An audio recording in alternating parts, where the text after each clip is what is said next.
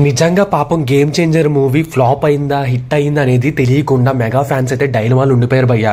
నిజంగా చెప్తున్నా, సినిమా అయితే జస్ట్ యావరేజ్ బొమ్మ మాత్రమే. ఫ్లాప్ అని నేను చెప్పడం లేదు, అలానే హిట్ అని కూడా చెప్పడం లేదు. రామ్ చరణ్ RRR మూవీ తర్వాత జస్ట్ డేంజర్ జోన్కి 1/2 కిలోమీటర్ దూరంలో ఆగిపోయాడు అనమాట. ఒక్క అడుగు దూరంలో ఏదో యావరేజ్ రొటీన్ బొమ్మ అయితే అందించాడు. వినయ విదయరామ్ అంత డిజాస్టర్ కాదు. బట్ నేను చెప్పేది ఏంటంటే, January 10th అనే డేట్ మెగా ఫ్యామిలీ కలిసి రాలేదు. అప్పుడెప్పుడో పవన్ కళ్యాణ్ అజ్ఞాతవాసి సినిమా వచ్చింది, అది భయంకరమైన డిజాస్టర్. దాని తర్వాత అంత రేంజ్లో కాకపోయినా ఈ గేమ్ చేంజర్ మూవీ అయితే యావరేజ్గా మిగిలిపోయింది. బట్ సినిమా కంటెంట్ యావరేజే, సినిమా మాత్రం ఫ్లాప్ అవడానికి ఎక్కువగా ఛాన్సెస్ ఉన్నాయి. ఎందుకురా ఇలా అంటే, సినిమాను ఆల్మోస్ట్ 220 కోట్లకి అమ్మేశారు వరల్డ్ వైడ్గా. 220 కోట్లు కలెక్ట్ చేయాలంటే ఆల్మోస్ట్ 300 కోట్లకు పైగానే గ్రాస్ రావాలి. బ్రేక్ ఈవెన్ అవ్వాలంటే 300 కోట్ల గ్రాస్ అనేది ఈ సినిమాకి ఈ టాక్తో ఇంపాసిబుల్ భయ్యా. నేను చెప్తున్నాను కదా, అస్సలు కుదిరే పనే కాదు. ఇప్పటికే Day 1 రికార్డ్స్ గురించి అందరూ మర్చిపోయారు. నేను చెప్తున్నాను కదా, Day 1 రికార్డ్స్ అంత హైప్ లేదు, బిల్డప్ లేదు. 600 టికెట్ రేట్ పెట్టారు, డబ్బు ఉన్నవాడు చూశాడు. సినిమా మీద పిచ్చితో ఉన్నవాళ్ళు, హైప్తో ఉన్నవాళ్ళు, రామ్ చరణ్ గారి డై హార్ట్ ఫ్యాన్స్ చూశారు. మిగిలిన వాళ్ళు సరిగ్గా పట్టించుకోలేదు. సరే చూద్దాం టాక్ బట్టి, ఎందుకంటే ట్రైలర్ చూసినప్పుడు, సాంగ్స్ చూసినప్పుడు కొంచెం ఎక్కడో తేడా కొడుతుంది సీనా అన్నట్టుగానే ఉంది. అండ్ ఇక్కడ అది రిపీట్ అయిందనమాట. ఓకే, నేను ఇక్కడ సినిమాను తక్కువ చేసి చెప్పడం లేదు భయ్యా. సినిమా యావరేజ్ కంటెంట్, కానీ సినిమా బ్రేక్ ఈవెన్ అవ్వదు కాబట్టి ఫ్లాప్గా మిగిలిపోతుందని చెప్తున్నా. మీకు అర్థమవుతుందా? సినిమాలో కంటెంట్ యావరేజే. రామ్ చరణ్ గారే ఆయన భుజాల మీద సినిమాని లాక్కొచ్చారు. డైరెక్టర్ని శంకర్ని నమ్మడం వేస్ట్. సినిమా సాంగ్స్కి 70 కోట్లు ఖర్చు పెట్టి ఇంత 500 కోట్లు బడ్జెట్ పెట్టి సినిమా తీయడం అనేది డొల్ల. దిల్ రాజుకి ఇండియన్ 2తో అదృష్టం జస్ట్లో మిస్ అయ్యాడు అనుకున్నాం, కానీ ఇప్పుడు ఈ సినిమాతో దొరికిపోయాడు భయ్యా. ఇప్పటికే ఇండియన్ 2 సినిమా వల్ల మధ్యలో గేమ్ చేంజర్ మూవీకి బ్రేక్లు వచ్చి 3.5 ఏళ్ళు సినిమా అయితే నడిచింది. ఆ వడ్డీల భారం ఇవన్నీ కట్టుకుంటా గట్టిగా నిలబడి సినిమాని అయితే రిలీజ్ చేశారు. కానీ ఏం జరిగిందిరా అంటే, మొత్తానికి ఇదన్నమాట. సినిమాలో స్పాయిలర్స్ గురించి కాకుండా కొన్ని విషయాల గురించి మాట్లాడుకుందాం. సినిమా చూసిన తర్వాత చెప్తున్నా, ఈవీఎంని డ్రోన్తో ఎత్తుకెళ్తారు. అసలు లాజిక్ కరెక్ట్ అవట్లా. శంకర్ రైటింగ్ ఎక్కడ ఉందో ఏంటో చెప్తున్నాను కదా. And flashback episode Appanna scene కూడా మనకి రంగస్థలం నుంచి ఎత్తుకొచ్చినట్టు అనిపించింది. రంగస్థలం చూసిన తర్వాత శంకర్ గారికి ఈ ఐడియా వచ్చిందేమో. బట్ ఫ్లాష్ బ్యాక్ బాగుంది, బట్ ఆయన బీభత్సమైన క్రియేటివిటీ అయితే ఏమీ కనిపించలేదు జనాలకి. And moreover cinema first ఆ ఇంట్రడక్షన్ సీనే క్రింజ్ అనమాట.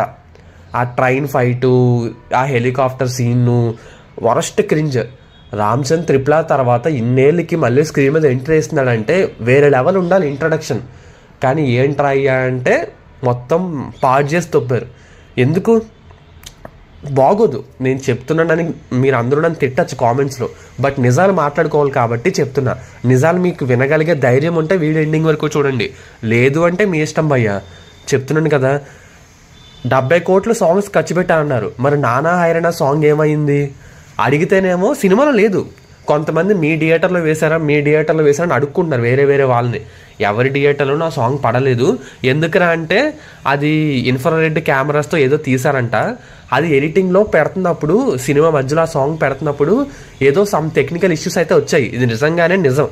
ఆ విషయాన్ని ముందే చెప్పాలి కదా. సరే పోనీ చెప్పలేదు. అంత ఖర్చు పెట్టి తీసిన అంత విజువల్ వండర్ లాంటి సాంగ్ సినిమాలో లేదు. ఇప్పుడు 600 ఖర్చు పెట్టి వెళ్ళాం భయ్య సినిమాకి. నేను ఎక్కువ డబ్బులు ఇచ్చాను సినిమాకి. సినిమా నన్ను సాటిస్ఫై చేయలేదు. అంత డబ్బులు ఎందుకు పెట్టాను? ఇప్పుడు నువ్వెవడరా సినిమా తీసి చూపించని మీరు అంటారు. నేను ఒక కస్టమర్ని, సినిమా 600 పెట్టి చూసొచ్చాను. ఆ సాంగ్ తీసిదొబ్బారు. మళ్ళీ January 14th యాడ్ చేస్తారట. ఇప్పుడు మళ్ళీ నేను January 14th వెళ్ళాలా సినిమాకి? మరి ఇంత డబ్బులు పెట్టి తెల్లవారుజాము నిద్ర మానుకుని 1 గంట సినిమా చూసి వచ్చినోడు మరి ఏమనుకోవాలి? పుష్పకైనా ఆ డబ్బులు పెట్టాను కాబట్టి ఆ ఫ్రస్ట్రేషన్ మీకు అర్థమవుతుంది కదా. నువ్వు పుష్ప 2 నువ్వు వెనకేసుకోవచ్చు, అప్పుడు ఫ్లాప్ అన్నావు అనొచ్చు. డబ్బులు పెట్టినప్పుడు వర్త్ అనిపించాలి కదా భయ్యా. అలా లేదే. ఇంకా శంకర్ గారు అయితే రిటైర్మెంట్ తీసుకోవచ్చు. ఇది గేమ్ చేంజర్ అయితే కాదు. ఈ సినిమా వల్ల ఎవరి గేము చేంజ్ అవ్వదు. బోరింగ్ గేమ్ భయ్యా, బోరింగ్ గేమ్ అంతే. ఇదివరకు ఎన్నో సినిమాల్లో చూసిన కమర్షియల్ సీన్లు, పాలిటిక్స్ సీన్లు ఇవన్నీ తీసుకొచ్చి అన్నీ మిక్సీ కొట్టి పెట్టారన్నమాట. శంకర్ గారు ఆయన పాత సినిమాలను ఆయనే కాపీ కొట్టారని నేనైతే చెప్తాను. ఏదో అట్లా అట్లా ఉంది భయ్య. రామ్ చరణ్ ఫ్యాన్స్ కవర్ చేస్తారు చూడండి, ఇప్పుడు కవర్ డ్రైవ్లు వేస్తారనమాట, మామూలుగా కాదు. అవన్నీ పిచ్చ కామెడీగా ఉంటాయి. Ram Charan career best okay, Appanna character కొన్ని సీన్స్లో కెరియర్ బెస్ట్ పర్ఫార్మెన్స్. ఓవరాల్గా సినిమా ఎలా ఉందనేది నువ్వు చెప్పు భయ్యా. రామ్ చరణ్ తోపే, నేను ఒప్పుకుంటాను. సినిమా తేలిపోయింది కదా.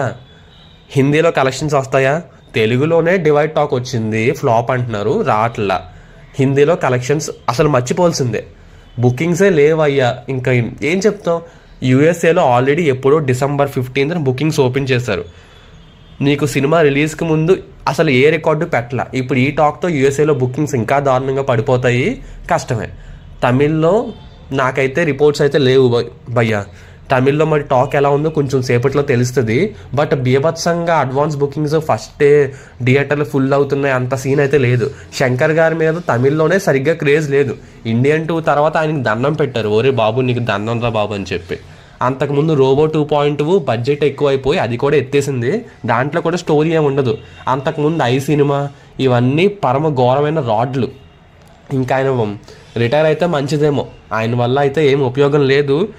పాపం రామ్ చరణ్ ఫ్యాన్స్ బలయ్యారు. ఇంకా దీని తర్వాత నెక్స్ట్ మూవీ ఏంటయ్యా అంటే దాని మీద ఎక్స్పెక్టేషన్స్ పెట్టుకోవాలి. బుచ్చిబాబు గారు అనమాట. ఆ సినిమా ఎప్పుడు వస్తుందో ఎవరికి తెలియదు. ఇంకో 2 years వెయిట్ చేయిస్తాడు. ఉప్పున లాంటి చిన్న సినిమాకే మనోడు 2 years 3 years తీసుకున్నాడు. రీషూట్ల మీద తీసాడు. మరి అలాంటిది ఇలాంటి పాన్ ఇండియా మూవీ RC16 అంటే కొంచెం ఆలోచించాలి. మీరు గమనించారో లేదో, Ram Charan NTR RRR movie heroes. Devara movie కూడా డివైడ్ టాక్ వచ్చింది, కానీ Day 1 రికార్డు పెట్టింది. ఆల్మోస్ట్ ఇవే టికెట్ రేట్లు ఇలాగే పెంచారు. Day 1 రికార్డు పెట్టింది ఆల్మోస్ట్. పుష్ప 2 వచ్చి దాన్ని బీట్ చేసింది అనుకోండి, అది వేరే విషయం. మరి గేమ్ చేంజర్ ఎందుకు పెట్టట్లేదు? సినిమా ఎలా ఉన్నా సరే Day 1 రికార్డులు పెట్టాలి కదా. మీకు అర్థమవుతుందా పరిస్థితి? మీకు ఎన్టీఆర్ తోపని నేను చెప్పట్లేదు, ఇద్దరికి కంపారిజన్ చేస్తే దేవరా మూవీ కూడా ఇలాగే టాక్ వచ్చింది ఫస్ట్ రోజు. లాంగ్ రన్లో పెద్ద పోటీ లేకపోవడం వల్ల నిలబడింది. అంతో ఇంతో పెట్టిన డబ్బులు లైట్గా వెనక్కి వచ్చి చిన్న నష్టాలతో బయటపడిపోయింది, గట్టెక్కేసింది. అంతో ఇంతో హిట్ అనిపించుకుంది. గేమ్ చేంజర్ మూవీకి ఆ పాసిబిలిటీ లేదు. ఇంకో 2 సినిమాలు పోటీలో ఉన్నాయి. సంక్రాంతి సెలవులు అయిపోతే మళ్ళీ కష్టమే. హిందీలో అసలు దేకట్లేదు, యూఎస్ఏలో ఇంకా కష్టమవుతుంది. పాపం భయ్య, నిజంగా రామ్ చరణ్ సరిగ్గా లైనప్ పెంచుకోవాలి. డైరెక్టర్స్ మంచి క్రేజ్ ఉన్న డైరెక్టర్లు ఎంచుకోవాలి, లేదు అంటే కష్టమే. గేమ్ చేంజర్ Day 1 రికార్డులు పెట్టట్లేదు. RRR మూవీ తర్వాత pan India cinema, pan India hero, mega family craze ఇవన్నీ ఉన్నాయి. ఏంట్రా అంటే ఇలా ఉందన్నమాట పరిస్థితి. ఇంకా అల్లు అర్జున్ ఫ్యాన్స్ గట్టిగా తగులుకుంటారు. ఎందుకంటే మొన్నటి వరకు పుష్ప 2ని రామ్ చరణ్ ఫ్యాన్స్ తొక్కాలని చూశారు. డివైడ్ టాక్ వచ్చినాడు పుష్ప 2 కూడా. బట్ సినిమా అయితే నిలబడిపోయింది. జాతర ఎపిసోడ్ అవి ఇవి నిలబెట్టాయి. ఇక్కడ ఒక్క అప్పన్న ఎపిసోడ్ అయితే నిలబెట్టారు సినిమా అని చెప్తున్నాను కదా. ఇంకా చాలా పడాలి, బట్ అలాంటివి పడలేదు సినిమాలో. బట్ అలా ఉంది భయ్య. ఇంకా అల్లు అర్జున్ ఫ్యాన్స్ అయితే అసలు ఊరుకోరు, ఈ టాక్ని ఇంకా తొక్కడానికి చూస్తారు. మరి ఇవన్నీ Ram Charan fan, mega fans తట్టుకోగలగాలి. వీళ్ళు వాళ్ళకి చేసినప్పుడు తప్పులేదు, మరి వాళ్ళు వీళ్ళకి చేస్తే తప్పు ఉంటుందా? రివెంజ్ తీర్చుకుంటారు అనుకోండి. మరి సంక్రాంతి తర్వాత ఇంత భయంకరంగా టికెట్ రేట్లు పెంచారు కాబట్టి ఫ్యామిలీస్ కూడా వెళ్ళడానికి ఆలోచిస్తాయి. సరే యావరేజ్ అంటున్నారు కదా, ఇంకో 2 సినిమాలు ఉన్నాయి కదా, ఆ సినిమాలు అన్నప్పుడు చూద్దాం. ఆ 2 సినిమాల్లో ఏది బాగుంటే దాన్ని బట్టి, 3 సినిమాల్లో ఏది బాగుంటే దానికి ప్రిఫర్ చేస్తారు జనం అయితే. దాన్ని బట్టి కలెక్షన్స్ అయితే ఉంటాయి. ఈ పండగ సెలవులు అన్నాళ్ళు గేమ్ చేంజర్ మ్యాక్సిమం రాబట్టాలి, లేదు అంటే కష్టమే. మీరు గేమ్ చేంజర్ మూవీ చూసారా? మీకేమనిపించిందో కింద కామెంట్ రాసేయండి.